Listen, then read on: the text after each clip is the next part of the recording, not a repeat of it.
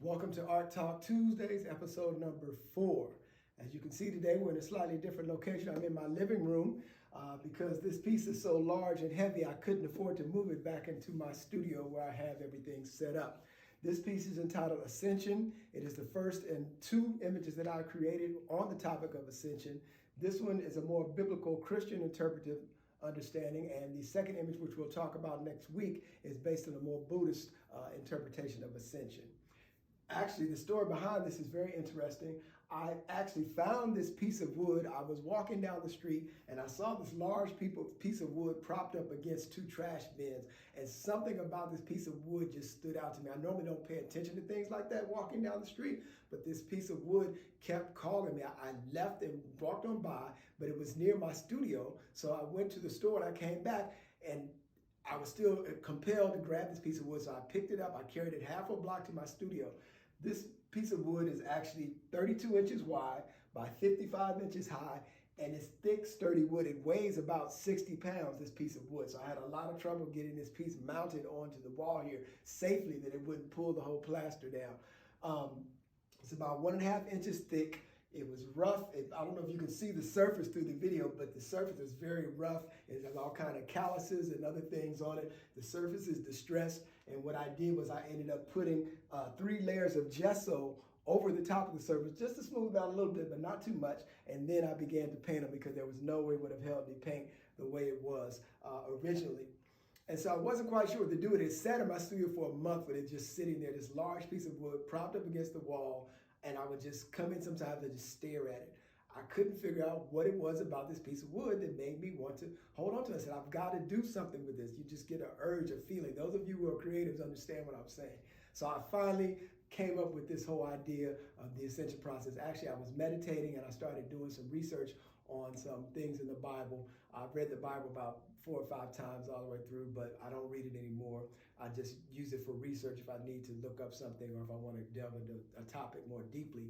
But I was reading something at that particular time, and the whole idea of the notion of ascension came to me and what that really meant.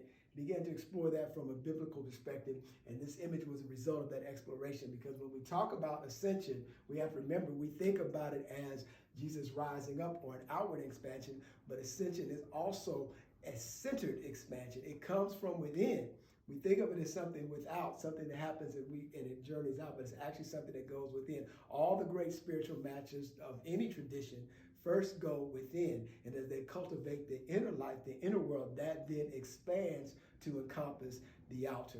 And that is how ascension occurs. It's actually a process, just as enlightenment is a process. We think of it as some peak spiritual experience and something happens and then all of a sudden we become enlightened. No, enlightenment is an ongoing process. We are all enlightened to varying degrees as we progress through ever expanding into deeper levels of understanding and knowing. As they say, as so within, so without.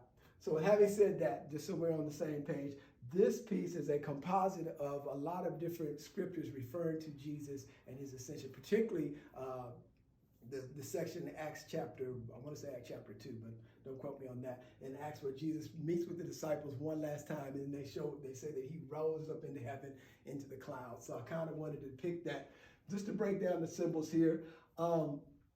These 2 figures here at the top are angels. One is an angel, a female angel. She's holding an ankh, which is a symbol of new life and rebirth. Okay. Also, this angel here is holding a spear, which is reminiscent of the whole idea of Jesus being pierced in the side with a spear at the crucifixion, and which led on to the resurrection. This symbol here is a West African symbol for transformation. And so we see Jesus was transformed through the crucifixion, resurrection experience. This shape here is called a mandala, and it's used in many spiritual images. And if you look at ancient Renaissance paintings and other things, you'll see this mandala spirit is usually a symbol of spiritual enlightenment, a symbol of purity, spiritual power. Also, you would see in many of the ancient medieval figures, you would see the halo here. So I have the halo here as a symbol of spiritual power, and it's also going into the aura, which is surrounding the whole body. I chose the color orange because orange is a color of expansion. And so I wanted to give that idea of ascension as being a form of expansion from inward into the outward. And so we have this mandala here, this aura around Jesus of orange, symbolizing power and expansion. And then this mandala here is in orange, also symbolizing that same power and expansion. The yellow in the background is a symbol of spiritual light and illumination. You will also see that in many ancient manuscripts and other paintings, illuminated books. And so idea of yellow or gold. So I depict that as spiritual expansion, illumination, which is a part of the ascension process, a part of the enlightenment process. We gain more illumination, we gain more light, we gain more understanding into those things that are hidden from our sight and are dark to our consciousness as we expand. So playing with that idea there. The whole idea of the clouds in the biblical tradition are always symbolic of the presence of God. Many times when you read, particularly in the book of Exodus and other spiritual books, you will see the idea of God being present, or God's presence being symbolized by the elements: rain, lightning, thunder, clouds. And so this whole idea of the divine presence being here in the clouds, and these heavenly beings, the two angels, are able obviously to, they're immaterial, so they're able to stand or sit upon the clouds. If you look here in the actual figure of Jesus, I have in his forehead the Reiki symbol for enlightenment, showing that he has reached a higher stage of enlightenment in his transformation.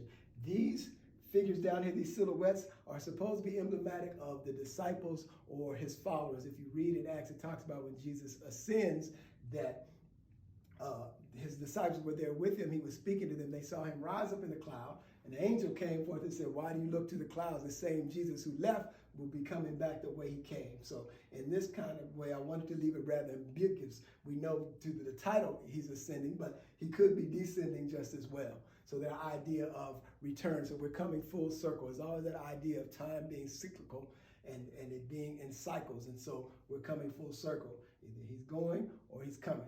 Also, so the disciples here have been in various stages of worship and exaltation. The blue here is just indicative of spiritual power. Blue and purple are always symbols indicative of kind of spiritual power. If you didn't know that, that's why the 6th and 7th chakras are purple and blue, respectively. Well, blue and then purple, respectively, deep colors here. So symbolic of that, I put the same blue here in Jesus' hair that is here in these figures here. Also the red in Jesus' robe and the red around these figures, indicative of the whole idea when you read the Bible talking about being washed in the blood or saved through the blood. And so this idea of them being covered in that blood which was shed through Jesus' sacrifice. Also, when we look at the orange here, you see that this spiritual power that is surrounding Jesus is also surrounding the followers here. So that is indication of this idea of spiritual power and sharing in this ascension process, because we all learn from one another. None of us is an island. We all learn from one another, and we learn in various degrees. Others are mirrors of us in ways that sometimes are positive and sometimes are negative. They can help us see the positive or negative aspects within ourselves, which we need to overcome or heighten, depending on what the case may be. And so also when you read the Bible, Jesus promises that the Holy Spirit, the Comforter, would come. And when I come, when it comes, that you will receive power. The same power that I have, I am giving and sharing with you. And so this whole idea of Jesus' power now being shared amongst the disciples, and see how everything is connected. I did that on purpose because I wanted everyone to be connected and sharing in this spiritual abundance, this spiritual power.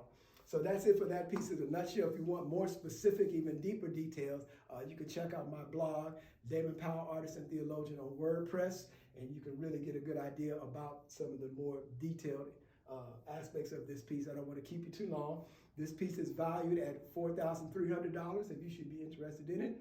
It's already ready to go, as you can see, and there are prints available off my website, damonpowell.com. Prints start, I believe, around $46 for this image and can go up as much as $500 depending on what you want to do.